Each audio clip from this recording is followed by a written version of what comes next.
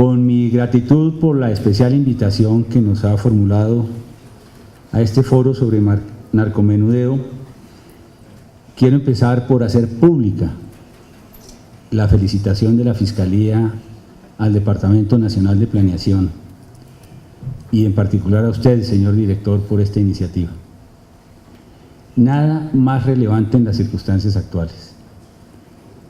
En las redes del microtráfico están cayendo al día miles de nuestros niños y de nuestros jóvenes. Se trata de un gravísimo problema que requiere de la construcción de una política pública integral. Si lo que queremos es cauterizarlo de manera inteligente y en forma contundente. Entendemos su convocatoria, doctor Gaviria, como un oportuno llamado para combatir articuladamente entre todas las agencias del Estado esta manifestación de la criminalidad. Y la entendemos como una invitación a actuar con prontitud.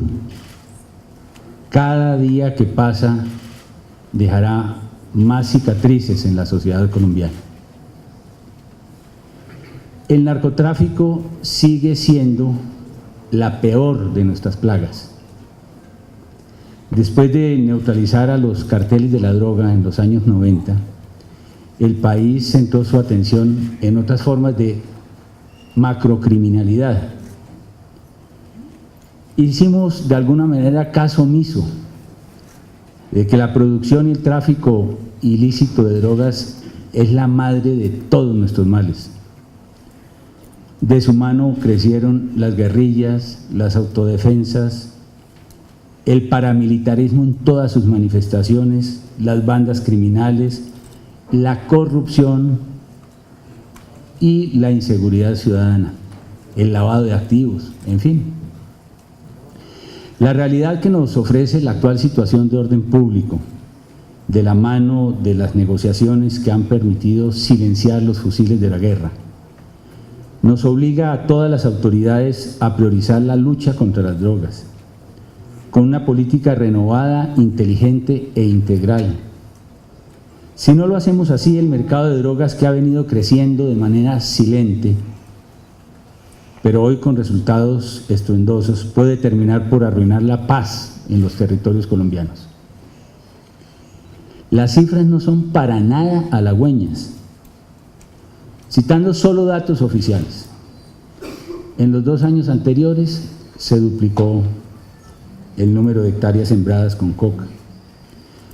Estos cultivos pueden llegar a superar las 140.000 hectáreas, para algunos observadores hasta 200.000 al terminar el presente año.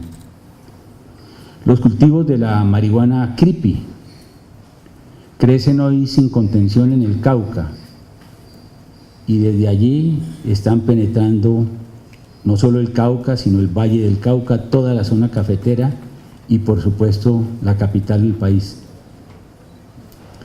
Solo 2 de nuestros departamentos, Nariño y Putumayo, tienen el mismo hectareaje de Perú y Bolivia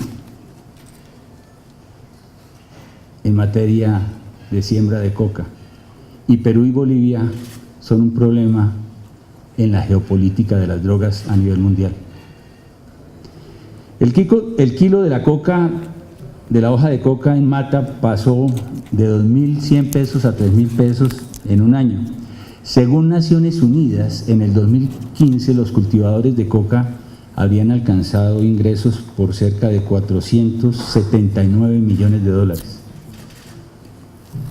La producción potencial de cocaína en Colombia subió un 46% el año pasado, llegó a 797 toneladas métricas. Si el gradiente de la curva de producción de cultivos llegase a alcanzar las 200.000 hectáreas este año, al cierre del 2016 podremos alcanzar un potencial de producción de 1.360 toneladas métricas de coca. En Colombia aún se incauta la tercera parte de las drogas del mundo. En el 2015 incautamos con un gran esfuerzo 252 toneladas y en lo que va corrido el año ya llevamos 308 toneladas. Este panorama se hace más desalentador cuando se advierte que los mercados de exportación tradicionales para la droga colombiana han disminuido o a lo sumo, o cuando menos, se han estabilizado sus tasas per cápita de consumo. Porque en estos términos la ecuación se nos hace muy compleja para nosotros. Mayor producción, menor consumo internacional, mayores inventarios domésticos que obviamente se consumen entre los nacionales colombianos en el mercado interno. Y ahí está el problema hoy en día. En los años 80 y 90 la droga que producía Colombia iba a los mercados internacionales y el consumo interno era prácticamente marginal. De hecho, hicimos del principio de la corresponsabilidad el elemento central de nuestra política internacional, para demandar una acción más decidida de los países consumidores, convencidos como estábamos, y así era, que el consumo era un problema de los demás países. Pero las cosas han cambiado para mal. Se estima que Colombia exporta solamente el 80% de la droga que produce. Tenemos un mercado interno en crecimiento, especialmente de marihuana, de drogas sintéticas que vienen del exterior, como parte del precio de las exportaciones de base de coca y de clorhidrato de cocaína, y por supuesto de cocaína. Los estudios señalan que para el 2013 en Colombia había un poco más de 1 millón de consumidores de drogas ilícitas. Yo diría, del diálogo permanente que mantenemos con todos los gobernadores y alcaldes del país, que la evidencia empírica supera esta estadística. De hecho, Naciones Unidas ha dicho que el problema del consumo en Colombia se ha convertido en un asunto crítico. Y el problema es multicausal.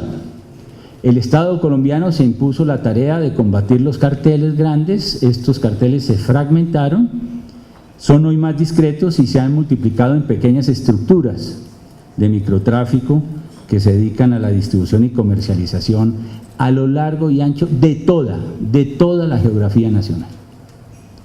Estas nuevas estructuras, a su turno, descubrieron que desde la perspectiva del precio interno, la propensión marginal al consumo nacional es infinita.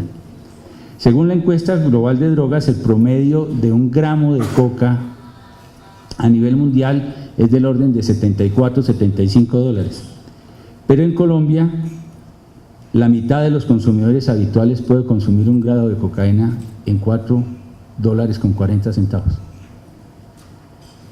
Al mismo tiempo, las bandas evidenciaron la gran rentabilidad del microtráfico. Mientras 1 kilo de cocaína en su sitio de producción, en el país, precio de productor, es de 2.200 dólares, puesto en nuestras ciudades puede valer 10 veces más, 22.000 dólares. Y con la marihuana no pasa nada diferente. Producir 1 kilo prensado de marihuana creepy en el Cauca cuesta 500.000 pesos. Con ese kilo, según mis fuentes, se pueden armar 5.000 baretos en el lenguaje de los consumidores. Y cada bareto se vende a 2.000 pesos. Eso quiere decir que de ese kilo al menudeo se logran 10 millones de pesos de liquidez, que costaron en su fuente 500.000. No hay industria más rentable. Estamos frente a un problema de naturaleza económica. En síntesis, un mercado superavitario con capacidad de colocar sus especies a precios al alcance de la capacidad de compra del consumidor nacional y aún así con rentabilidades exorbitantes para los capos que hacen de esta industria la actividad más próspera a nivel nacional, cuyas utilidades se obtienen, canalizan y distribuyen en el territorio, por lo que su expansión doméstica elimina para los narcotraficantes los riesgos asociados a la repatriación de utilidades como una modalidad de lavado de activos.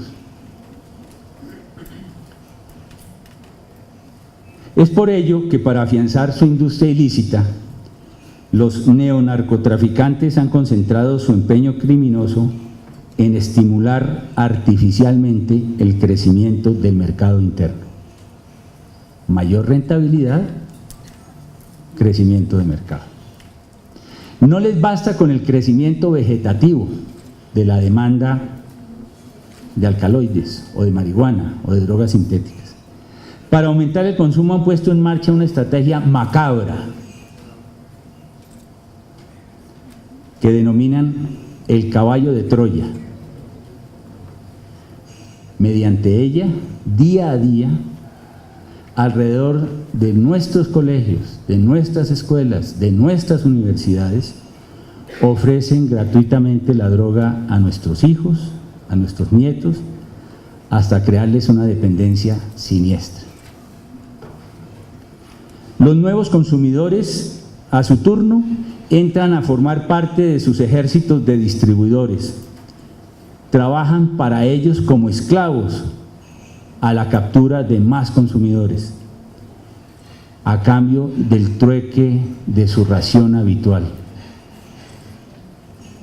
Es lo que vio el país con el dantesco escenario del Bronx en Bogotá, pero que se extiende con características similares en el resto de las ciudades del país. Hablemos con los alcaldes.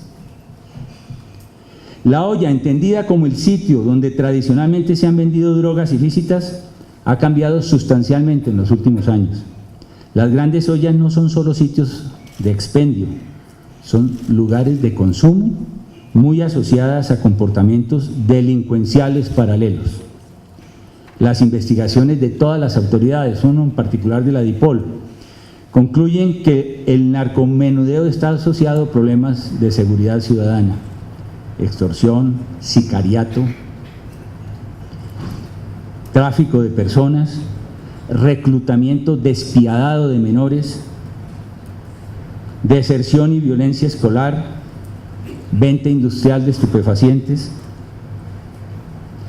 En Bogotá, la evidencia de la Fiscalía advierte que entre el 70 y el 80% de los delitos de hurto, porte de armas, lesiones personales, tráfico de estupefacientes y daño en bien ajeno están relacionados con el tráfico de drogas ilegales como marihuana, cocaína, bazuco y éxtasis. Atracan para consumir. No nos llamemos a engaño. En torno al microtráfico se están alimentando en cada rincón del territorio nuevas formas de criminalidad que alteran la seguridad ciudadana y que han terminado por convertirse en mayores fuentes de rentabilidad de los capos de hoy. Ha quedado visto que desde el punto de vista económico están dados todos los incentivos, todos, para que los criminales de la droga expandan su negocio y sus utilidades en el mercado interno a costa de la salud pública de nuestros menores y adolescentes y estimulando a su turno formas crecientes de seguridad. No sería una exageración afirmar que con la dinámica actual del narcomenudeo, Colombia pueda llegar a perder toda una generación de colombianos expuestos frente al consumo de droga.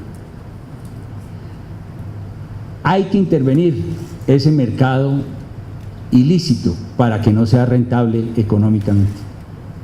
Si nada se hace, el microtráfico quedará consolidado como la nueva amenaza nacional cuando estábamos superando el principal de nuestros problemas, las guerrillas. Hay que intervenir de inmediato este floreciente mercado con todos los instrumentos a la mano con que cuenta el Estado. La política debe ser prolífica en medidas preventivas, en programas de educación, en acciones puntuales de las alcaldías y la policía municipal en la defensa del entorno escolar, en programas de salud pública para la atención de los consumidores habituales. En síntesis, más atención social en las áreas, sectores y grupos humanos especialmente afectados, así como esfuerzos transversales en materia de educación, salud pública y prevención. Claro está, cualquier plan también debe pasar necesariamente por la puesta en marcha de una política antidrogas efectiva, cuya suerte depende del Consejo Nacional de Estupefacientes. Esta asignatura está pendiente. Y desde luego se imponen acciones contundentes de judicialización de estas organizaciones criminales. Los Calle África, los Cenizos, los Llaneros, los del Laberinto, los Pulpos, los Boyacos, son nombres a cuya mención nos vamos a tener que acostumbrar si no hacemos nada. Detrás de esas denominaciones se esconden las nuevas organizaciones del crimen en Colombia. En los 2 últimos años la Fiscalía ha identificado 1.350 bandas criminales tipo C que se dedican al microtráfico, al narcomenudeo. Las bandas tipo C son organizaciones más pequeñas que los carteles del pasado, integradas entre 3 y 20 personas. En todos estos últimos años la Fiscalía ha impactado 1.089 bandas tipo C. Y en estos 3 primeros meses de gestión en la Fiscalía hemos desactivado 110 organizaciones en 65 municipios con 1.013 capturados. Pero nuestra acción es insuficiente si no se interviene en la realidad económica del mercado. Por ello, en los próximos meses vamos a golpear muy duramente 261 organizaciones de microtráfico que hemos identificado en todos los departamentos del país. 2. Empezamos a extinguir sus patrimonios ilícitos.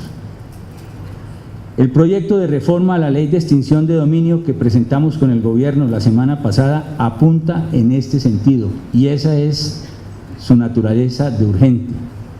No basta con dejar a estos criminales a buen recaudo de las autoridades penitenciarias, a los capos, cuando sus lugartenientes inmediatamente se convierten en capos de otras organizaciones criminales con base en los patrimonios ilícitos que han venido acumulando, que son intocados. He impartido instrucciones que toda neutralización de una banda tipo C debe estar acompañada siempre de un proceso paralelo de extinción de dominio, como ocurre en Estados Unidos, como ocurre en Europa. Tenemos que concertar una acción de intervención sistemática en todos los Bronx del país en una labor coordinada con la policía y con los mandatarios locales. Es un desafío. Este esfuerzo de judicialización debe articularse con una política criminal coherente y estricta. Desde la Fiscalía reclamamos una política criminal severa. De lo contrario, ¿en qué va a quedar el poder disuasivo de la Fiscalía? ¿La Fiscalía se va a convertir en un rey de burlas si no prosperan las capturas? Si hay capturas pero no hay condenas y se impone una política que favorece la excarcelación de los jíbaros, con lo cual permanecen incólumes las redes de los distribuidores. Además, necesitamos que la propia ley ofrezca claridad frente a la represión penal de la posesión de drogas ilícitas. Evidentemente el objetivo no puede ser el consumidor, pero se tiene que ser particularmente drástico con reincidentes y miembros de organizaciones criminales. Muchos jíbaros, vendedores de drogas, se hacen pasar por consumidores al momento de su captura, en medio de la zona gris que ha creado nuestro derecho por la indefinición del gramaje a partir del cual la posesión de drogas constituye tráfico y no consumo. Ayer nomás, así lo revelaba en un informe público la Policía Nacional frente a los casos de otra droga que empieza a invadirnos, que es la cocaína rosada. La misma ley debe encargarse de regular específicamente el tema de las drogas sintéticas para poder combatir con éxito esta actividad desde el punto de vista judicial. Hoy ya es tarde. Hay que decirlo sin ambigüedades. Necesitamos una política criminal que esté alineada con la gravedad del fenómeno que se está advirtiendo. La semana pasada, por ejemplo, en las páginas de la revista Semana, se nos señalaba públicamente de impedir, comillas, una suspensión de la acción penal a los pequeños cultivadores de coca con el objeto de que puedan ser objeto de subsidios.